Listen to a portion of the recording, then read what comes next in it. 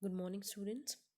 We were doing the Spectator Club by Richard Steele, and we have already discussed two important members of this club. We have discussed about Sir Roger de Coverley, and we have also read about the member of the Inner Temple, that is, the lawyer. In today's lecture, I'll talk about the third important member of the Spectator Club, and he is Sir Andrew Freeport. Now, this essay is basically character analysis of different members of the Spectator Club, and those members they belong to different sections of society. Now, the first one was a baronet, second one belonged to the second one was a lawyer. Now this third member, he represents the commercial class. He is a businessman. So today we'll read about Sir Andrew Freeport. So the person of next consideration is Sir Andrew Freeport, a merchant of great eminence in the city of London, a person of indefatigable industry, strong reason, and great experience. His notions of trade are noble and generous, and as every rich man has usually some sly way of jesting, which would make no great figure were he not a rich man. He calls the sea the British common. So, Sir Andrew Freeport, he represents the commercial class of England, and he's a wealthy merchant. He is an important part of London city life, and he is described as a laborious, as a hard working person. He's also an intellectual who has gained wide acclaim through his experience, through his hard work. His notions of trade, now he's also respected by all because his ideas regarding business are also good. They are noble, they are generous, and as every rich man has usually some sly way of jesting, were he not a rich man. So by this line he says that he used to joke sometimes, and people were not annoyed by these jokes. Why? Because he was a rich man. So this because only because he was a wealthy man, he was a rich man, people were not annoyed by his jokes. Now he calls the sea the British common. He used to say that the sea belongs to the British. He is acquainted with commerce in all its parts and will tell you that it is stupid and barbarous way to extend dominion by arms. For true power is to be got by arts and industry. Now, of course, he is respected by all. He is rich, and his ideas regarding business are also noble. Now, trade and commercial ideas has always guided his mentality. Okay, like when he used to say that a country or state must prove its worth through business. Okay, war or combat can never define your true power. Sir Andrew used to say that it is stupid and cruel way to extend your empire through arms or through war, because war can only cause destruction, and it is only through trade and business that a country can progress. Okay, उनका मानना था कि एक country या कोई भी देश है वो बिजनेस के थ्रू ही आगे बढ़ सकता है, लड़ाई के थ्रू या वॉर के थ्रू, युद्ध के द्वारा कभी भी किसी भी कंट्री की प्रोग्रेस नहीं हो सकती है. Of course, because he was a businessman, that's why his ideas were also derived from his own experiences.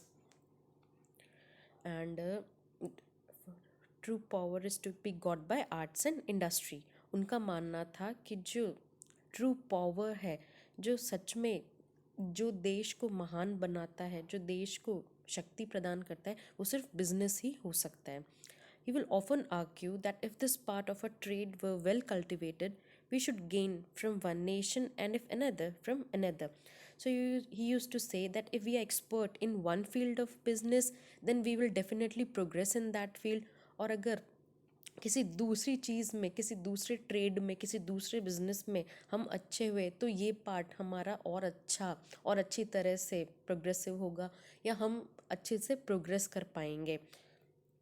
I have heard him prove that diligence makes more lasting acquisitions than valor, and that sloth has ruined more nations than the sword.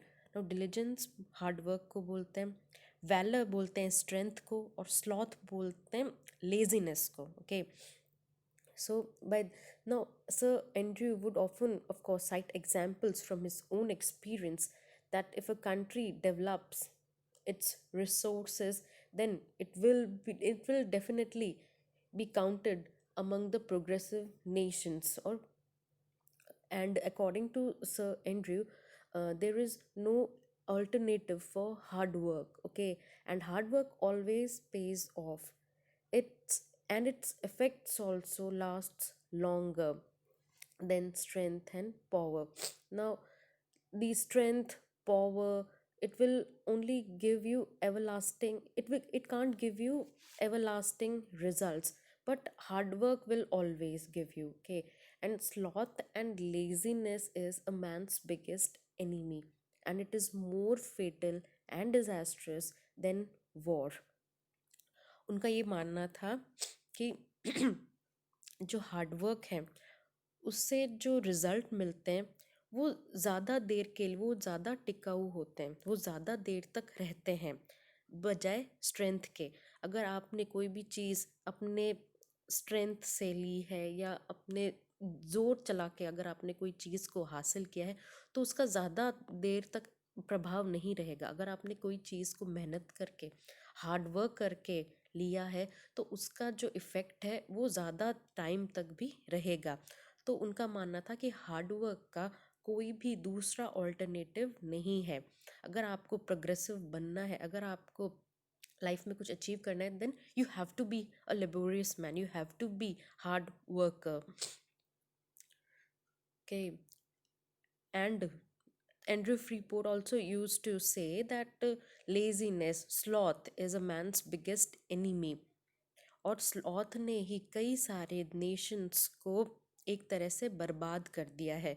War ने इतना sword का मतलब यहाँ पे war है, तो war ने इतने नेशंस को तबाह नहीं किया जितना कि आलस्य ने किया है. He abounds in several frugal maxims, among which the greatest favorite is a penny saved is a penny got, a general trader of good sense is pleasanter company than a general scholar. Now he used to say these several maxims. Maxims are proverbs, kahavatein. And he used to say that a penny saved is a penny got. If you save a penny, that means that you have got a penny. Or he also used to say that it is always better, it is always good to spend time in the company of a general trader. Now, Sir Andrew, having a natural, unaffected eloquence, the perspicuity of his discourse gives the same pleasure that wit would in another man. So, Sir Andrew was always liked, he was always welcomed in the company of the other members. He was always treated good. He was always liked by others. Why? Because he had this natural eloquence of speech. Eloquence means the quality of expressing yourself perfectly. Okay, so because of this quality, because of this quality, he was always welcomed, and his company was always enjoyed by the other members of society. He has made his fortune himself and says that England may be richer than other kingdom by as plain methods as he himself is richer than other men. So he used to say that because he was a businessman, so he used to say that even England can be progressive if it develops its trade, if it develop its commerce, then England can also be richer, or the richest state in the world. Though at the same time, I can say this of him that there is not a point in the compass but blows home a ship in which he is an owner. Now, by this line, Richard Steele says that he had ships sailing in all the directions. क्योंकि वो wealthy merchant था, तो उसके पास इतनी ships थी कि सी के हर direction में उसकी शिप्स सेल ज़रूर किया करती थी। Okay, so this was the third member of the Spectator club, a merchant, wealthy merchant, an intellectual, laborious man, and an important member of the Spectator Club. I hope it's clear to you. Thank you.